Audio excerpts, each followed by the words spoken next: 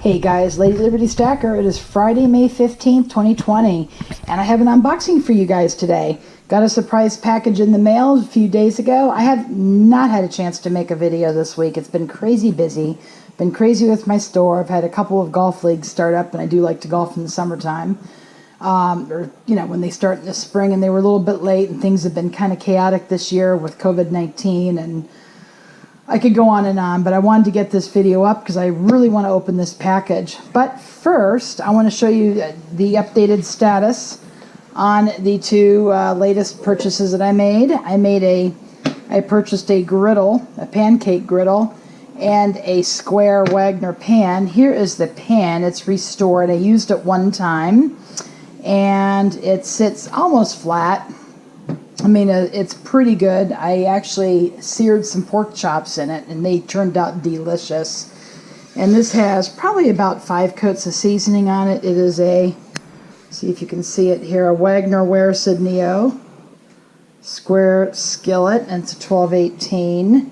There's a little bit of staining and maybe pitting down here from rust, but it was a good purchase. I think I paid $29 plus shipping for it. And that one's all done, and that's for my collection. And this one here is a little bit larger than the one I have, and it's still a little small for the store-bought pizza crusts, but it did work.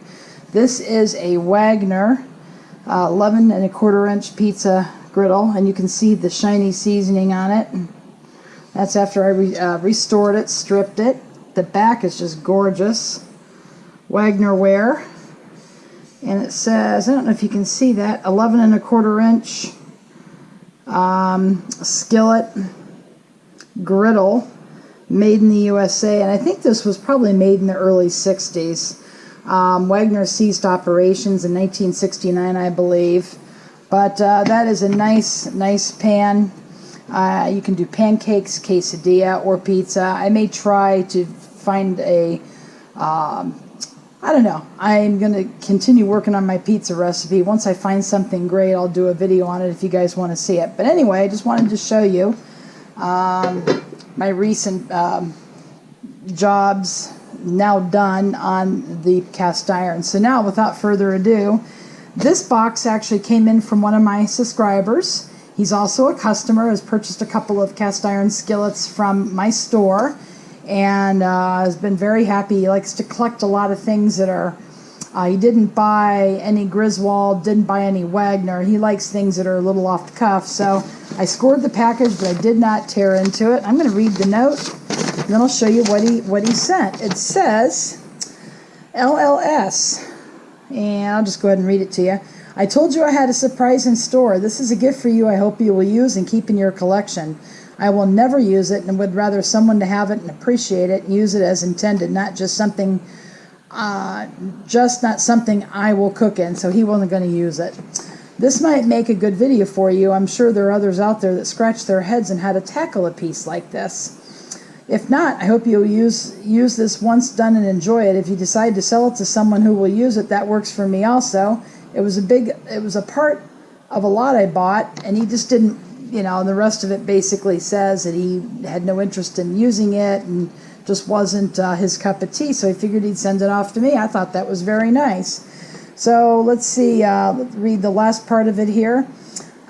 He just said, so from me to you, an appreciation for all that you do with your channel and the inside of educating us want-to-bees, laugh out loud, and sharing something you love, enjoy, knowing that you are being seen and making a difference and improvement in the cast iron collector's eyes. Thanks again. And this is from Brian P. Now, Brian P. is a loyal customer, and so I'm on the quest for him to find some unusual skillets out there. I did go hunting on Wednesday. I didn't find one piece. So the flea markets are starting up soon, and I will be hitting those pretty heavy as well. So we'll see what we got in the box here and get right down to it. But anyway, thanks, Brian P. I really appreciate this. And you know what? If you ever find a skillet that you don't really feel like restoring and you want me to do it, feel free to send it my way. I'll restore it for you and mail it back to you. That's a standing offer if you want to do that. You may like to restore them yourself, but if you want me to do it for you, I'll be more than happy to. All right, let's open this bad boy and see what we got inside. He really packed it very well. And actually, thank you, Brian, for all the bubble wrap. I know I can reuse this. I believe in recycling. There's some tape here. And so we've got some tape here. He actually double bubble wrapped it. I can't emphasize that enough, guys. Cast iron. Let me go ahead and try to get this open without ruining the bubble wrap. But you got it. Cast iron is not, I shouldn't say, it lasts a long time if you take care of it, but it will be damaged in shipment if you don't pack it right. You've got to pack it right. And for those pieces with handles, I have a feeling this, I know what this is.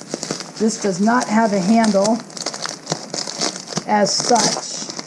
So you can pack it like this, but your traditional skillet, you got to make sure that handle is really secure.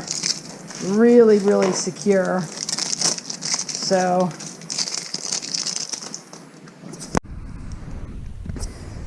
it won't break out of the box in shipment.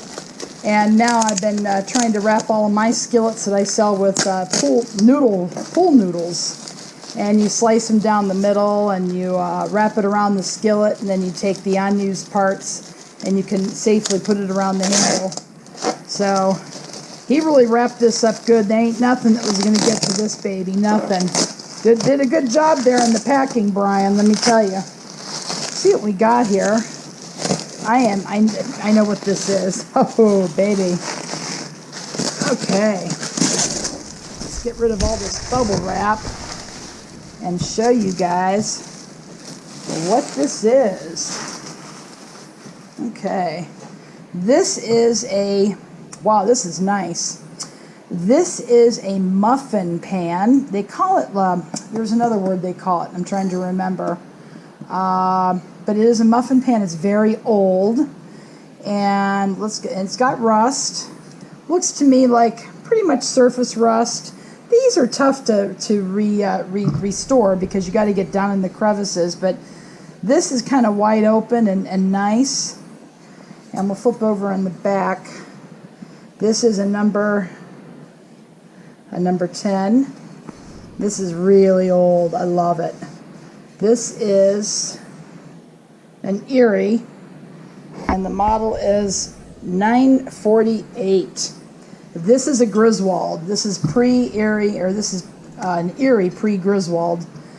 These can be quite valuable if you guys ever find this out in the wild. Even if you don't know how to restore, try to restore it, and you'll have a beautiful muffin pan. Actually, it's got a lot of. I'm going to be right back because I have one that I just used the other day. That's not nearly as nice as this. I will be right back.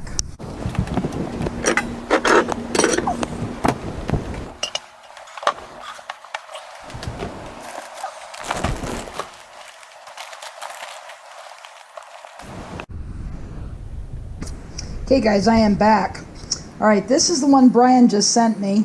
This is the one I used the other day, and you can see how much smaller this is. This will have better size dinner rolls or muffins. This will be great. And this one is a little smaller. You can see the size difference. And we'll set it on top. And you can see there how it's smaller. And then we'll look at the back. What is this? This is an unmarked, I don't even know what it is. It's an unmarked, it says made in USA, so you know it was made in the 60s or after, 60s or 70s or after. And this one did a good job. I restored it. I've only used it once, just because it was kind of small and I didn't know, but I'll show you what I made just the other day for dinner. I made some muffins in it, and I'll try a different recipe for this because this was just right.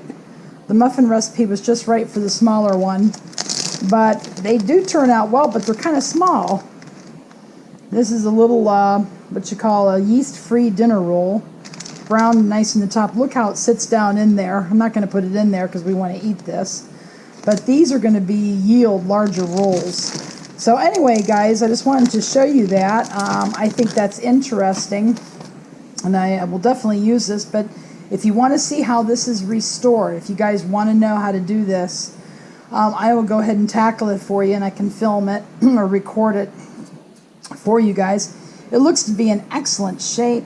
It's got surface rust on it, a little bit of crud. It's not so bad. It's going to go into lye, and I want to show you how I build a lye tank. But first, before I do that, I have to empty out the old lye tank. Lye tanks only last for a year to a year and a half before they lose their effectiveness. So it all starts with stripping, and that's the most important part of the restoration process. So anyway, thank you again, Brian, for this gorgeous muffin pan. I just can't wait to get my hands into it. Long overdue video. Anyway, thanks everybody for watching. You all have a great weekend. Leave a comment or question below. Go ahead and hit the subscribe button if you haven't already, and go make it a great day.